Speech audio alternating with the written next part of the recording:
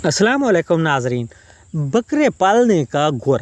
अगर आप लोग भी बकरे पालना चाहते हैं और आप देखते हैं कि बड़े बड़े और मोटे ताज़े बकरे आपने मंडियों में देखे हैं और आप भी वैसा ही बकरों को पालना चाहते हैं तो आप हमारे साथ जुड़ेंगे तो इंशाअल्लाह आप भी अपने बकरों को वैसा मोटा ताज़ा और उससे कहीं ज़्यादा भी मोटा ताज़ा आप कर पाएंगे। तो नाजरीन, वीडियो शुरू करने से पहले छोटी सी अपील, जो लोग हमारे चैनल पर न्यू हैं तो हमारे चैनल को सब्सक्राइब कर लें और वीडियो को लाइक और दोस्तों के साथ शेयर कर दें। तो चलिए नाजरीन, वीडियो शुरू करते हैं। नाजरीन, मैं आप लोगों को बताता चलूँ कि बकरे मोटे होना या कमज़ोर होना, इनमें दो ही वजूहात होती हैं। सबसे पहले मुनासिब डिवर्मिंग और मुनासिब खुराक। अगर आप खिला रहे हैं तो आपका बकरा मोटा हो रहा होगा, मोटा ना भी हो, कमज़ोर नहीं हो रहा। ये दो बात आप याद रखिए कि जो कमज़ोर होते हैं बकरे, उनमें भी आपका ही हाथ होता है। जो पालने वाले हजरात हैं, अगर उनको समझ सोच नहीं है, समझ बूझ ठीक से नहीं है, तो वो ख़र्चा तो कर रहे होते हैं लेकिन उनके बकरे मोटे ताज़े नहीं हो रहे होते। और दूसरा ये कि अगर आप लोग बकरा पालते हैं, यानी कि आपने 10 बकरे पाले हैं और आपके पास खुराक जो है 5 बकरों की अवेलेबल है, तो आप यूँ समझिए कि खसारे में ही जाएंगे, या खसारे में ना ही भी जाएं तो ज़्यादा नफ़ा आप नहीं कमा पाएंगे, क्योंकि मोटा करने का दारोमदार खुराक पर ही खड़ा हुआ है।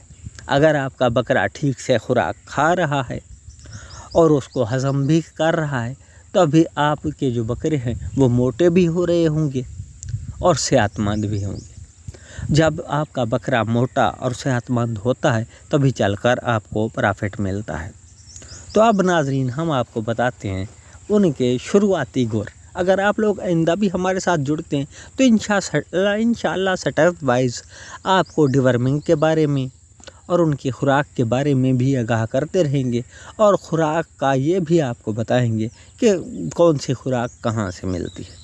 तो ये सब चीज़ें आप जुड़े रहिएगा। आज नाजरीन, हम शुरुआती वीडियो जो है तो हम इससे शुरू कर रहे हैं कि अगर आप लोग बकरे लेते हैं तो बकरा लेते वक्त एक चीज़ का ख़ास ख्याल रखें कि बकरा जो है वो खूबसूरत होना चाहिए। अगर आपका बकरा खूबसूरत है, रंग व नस्ल का, कमज़ोर हो कोई बात नहीं, कमज़ोर बकरा मोटा हो जाएगा, लेकिन अगर रंग व शिकल का खूबसूरत नहीं है तो फिर उसने मार्केट रेट में इतना जो समझें कि अच्छा रेट नहीं करना क्योंकि एक जैसे ही जो समझे वेट वाले बकरे होते हैं और उनके रेट में बहुत फ़र्क होता है। एक बात ज़रूर है कि अगर आपके पास यूँ समझें कि गुंजाइश कम है पैसे की, तो फिर भी कोई बात नहीं, फिर आप कमज़ोर लेते हैं और किसी भी नस्ल का ले लेते हैं तो आपको वो भी प्रॉफिट करेगा।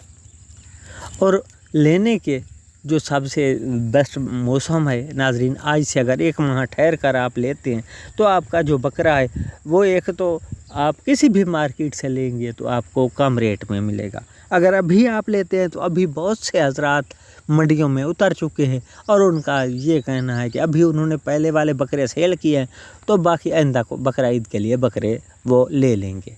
जब वो आदमी बकरे ले लेते हैं फिर ख़रीदार कम होंगे और जो समझें कि बकरे बेचने वाले हजरात ज़्यादा होंगे, तो उस वक्त ऐसे हालात में जो आपके बकरे होते हैं वो आपको कम रेट में मिलते हैं। अगर आप लेने गए हैं और ग्राहक ज़्यादा हैं और बकरे कम हैं तो फिर बकरे अप रेट पर आपको मिलते हैं। ये दो चीज़ों का आपने ख्याल रखना है। उसी तरह सेल करते वक्त भी आपने ख्याल रखना है कि जब मंडियों में रेट अच्छा हुआ है तो आपने सेल कर देना है। ये नहीं देखना कि हमने बकरा ईद वाले दिन ही सेल करना है, यानी कि अगर 1 माह पहले भी आपको अच्छा रेट मिल रहा है तो आपने सेल कर देना है। तो नाजरीन, अब आपने यूँ समझें कि बकरे अपनी हैसियत के हिसाब से ख़रीद लिए हैं। जब ख़रीद लिए हैं तो घर लेकर आते हैं तो उनकी जो सबसे पहली एहतियात होती है, उनको डिवर्मिंग की जाती है उनकी, और डिवर्मिंग के बाद खुराक ख़ास तौर पर आप जो तूड़ी लेते हैं, भूसा लेते हैं, यानी कि चने का या मूंगी का भूसा आपके पास अवेलेबल होना चाहिए। अगर ये भूसे नहीं हैं, गंदम का भूसा आप खिलाते हैं तो उसको एक तो बकरे शौक़ से नहीं खाते।